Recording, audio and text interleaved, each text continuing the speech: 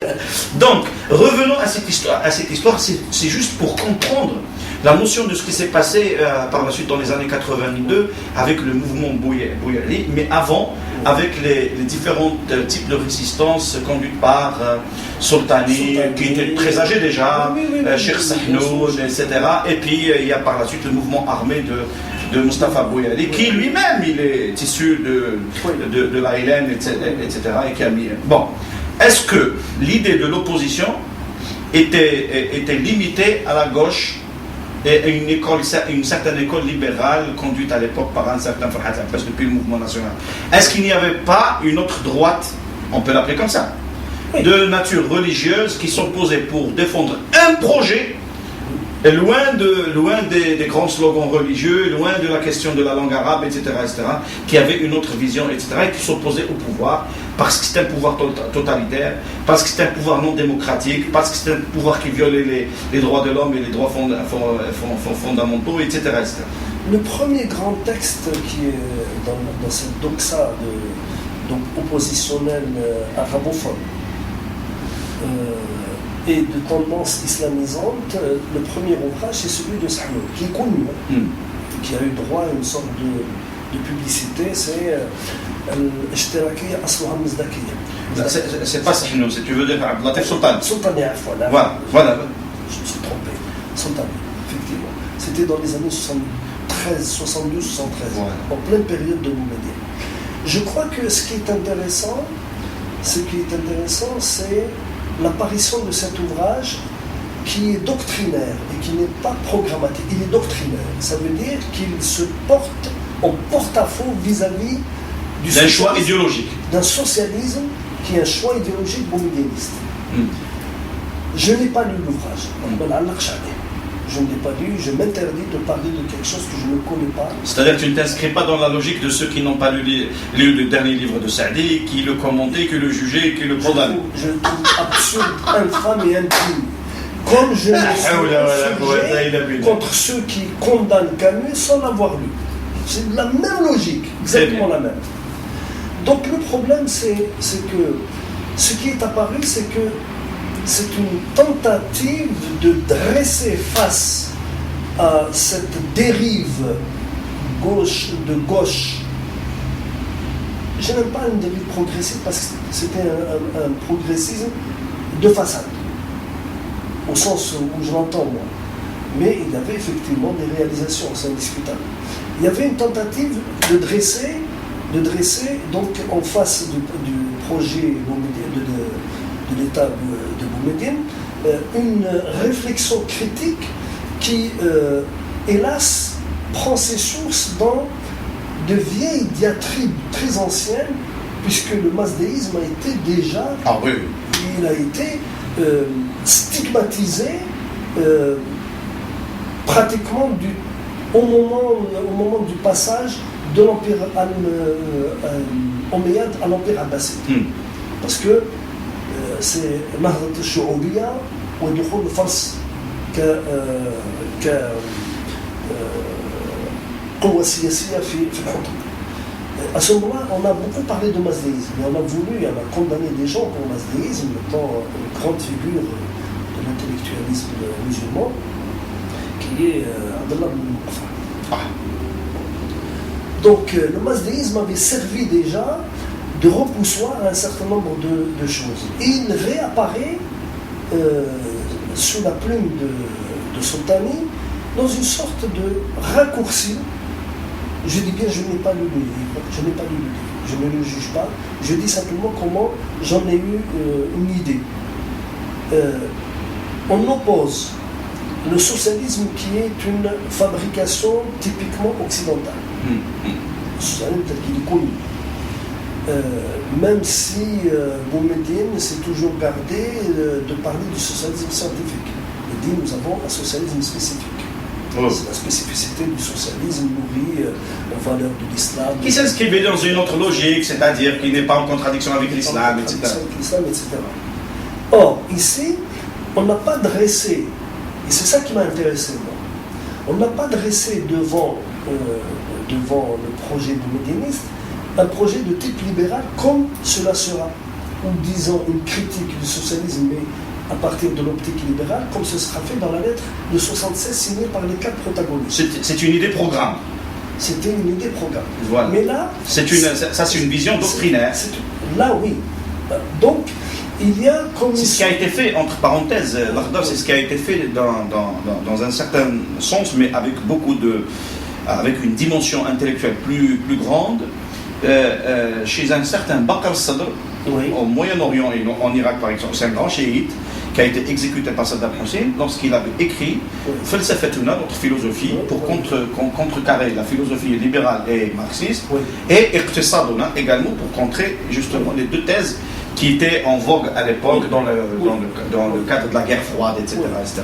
Donc voilà, c'est une tendance plutôt doctrinaire, philosophique, une vision alternative.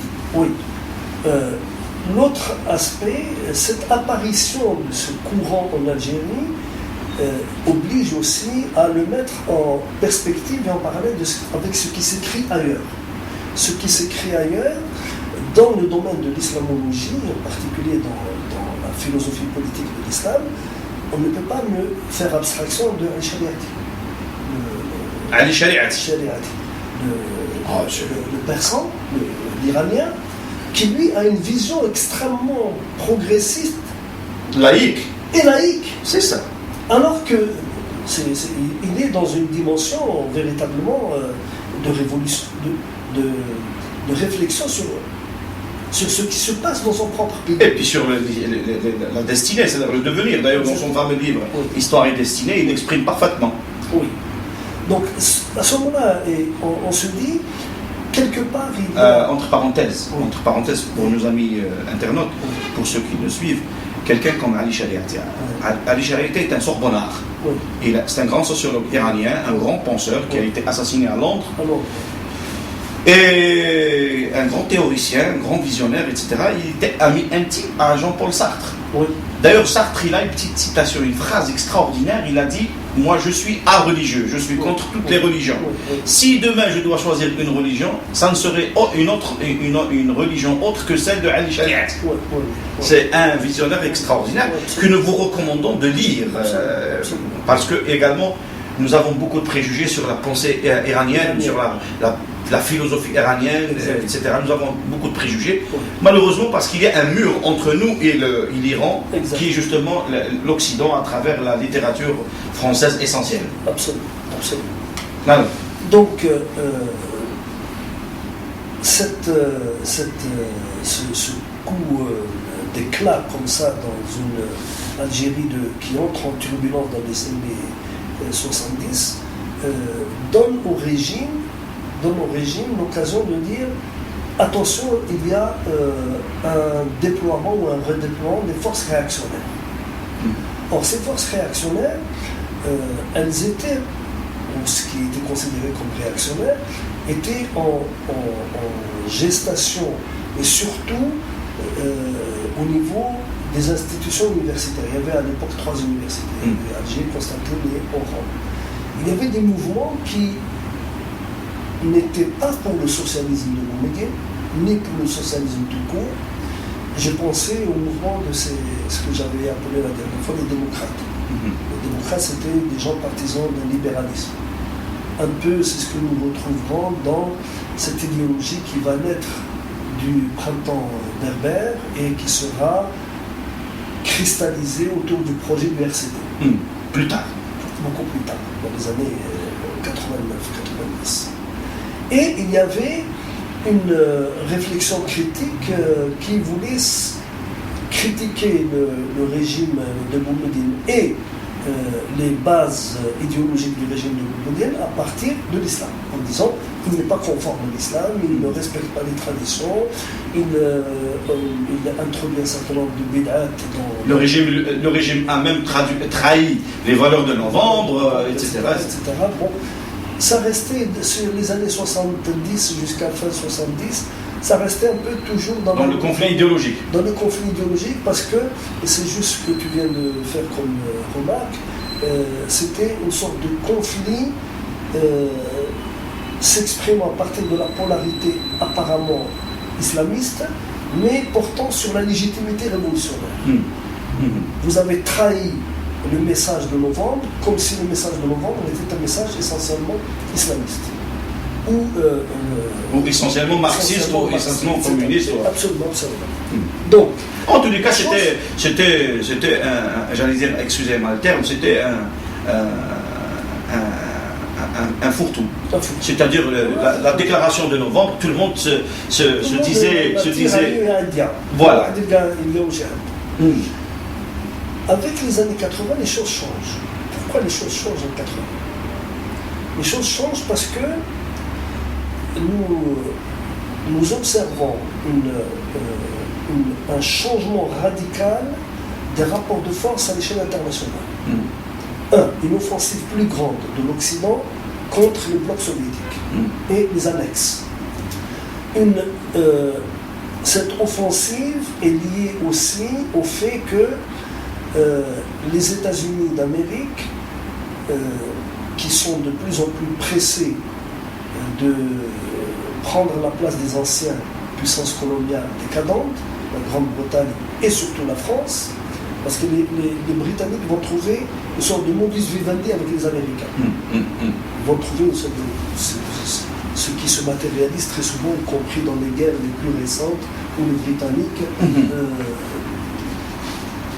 n'attendent pas une décision pratiquement autre que celle des États-Unis. Tout ce qui concerne l'équilibre international et les zones à contrôler. Et ça, c'est un phénomène un peu particulier.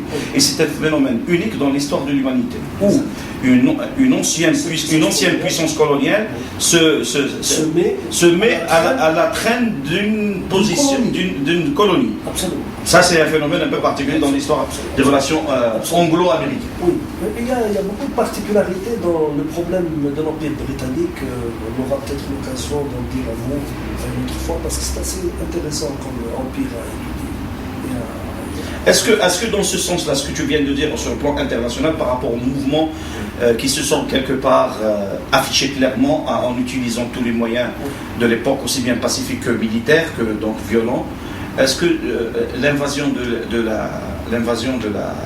l'Afghanistan et la révolution iranienne, l'invasion de l'Afghanistan par l'ex-Union soviétique, donc qui avait mis la main sur un petit peu toutes les richesses de la région, et c'est un point stratégique, c'est névralgique dans la région, particulièrement la région caspienne, etc. Et la même mise sur la région qui va depuis le Pakistan, l'Iran, la Chine et l'ex-Union soviétique, c'est-à-dire la Russie d'aujourd'hui.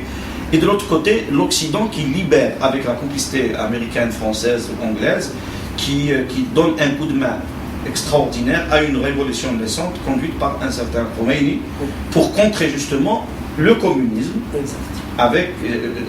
pour le contrer dans son expansionnisme. C'est parfait. Donc continue dans ce sens-là, mais revenons à l'Algérie. J'y arrivais justement. J'y arrivais.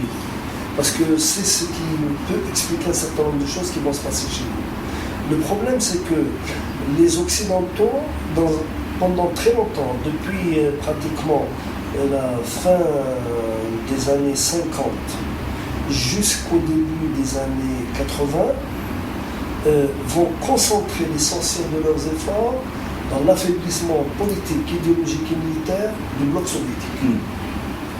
Et dans ce sens, ils vont essayer de mettre en application les stratégies élaborées au lendemain de la Deuxième Guerre mondiale, non pas à Yalta, mais aux États-Unis avec la création de la trilatérale, le club de Bilderberg, oui. Donc cette stratégie va consister à faire de la lutte pour les libertés fondamentales et pour la démocratie un axe principal de la stratégie de déstabilisation de l'Empire soviétique et de ses satellites. En ce sens, l'Algérie était considérée comme un satellite de l'Union soviétique. Parce qu'elle est alignée militairement, elle est alliée militairement, puisque ce sont les soviétiques jusqu'à la fin de la période de Boumedienne qui assurent la sécurité aérienne de l'Algérie, qui fournissent le matériel, qui fournissent l'encadrement, etc. etc.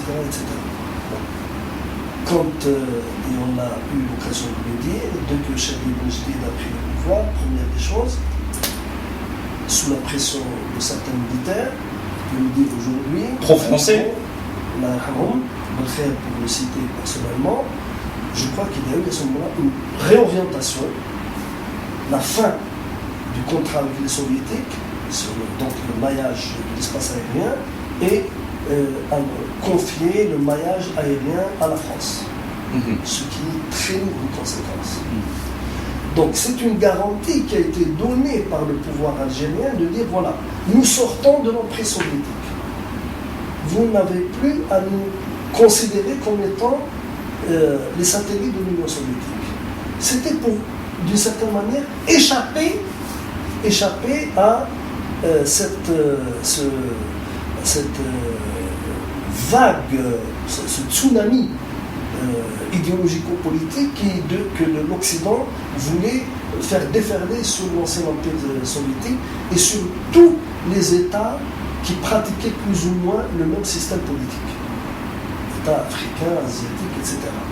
Sauf le Kenya où les États-Unis ont travaillé à renforcer les dictatures militaires. Oui. C'est un paradoxe. Et c'est un paradoxe contre même des démocraties. Contre des démocraties, bien sûr. Bien sûr.